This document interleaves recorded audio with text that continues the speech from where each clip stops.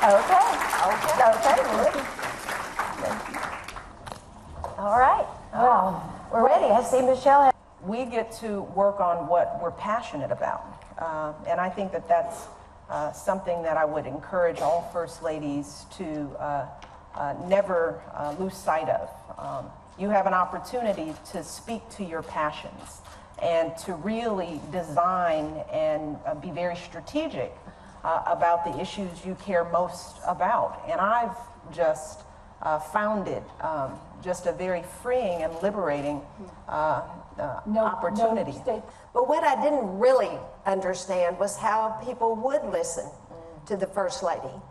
And right after the attacks of September 11th, when I gave the presidential radio address to talk about women in Afghanistan. And right after that, I was in a department store with my daughter, Jenna.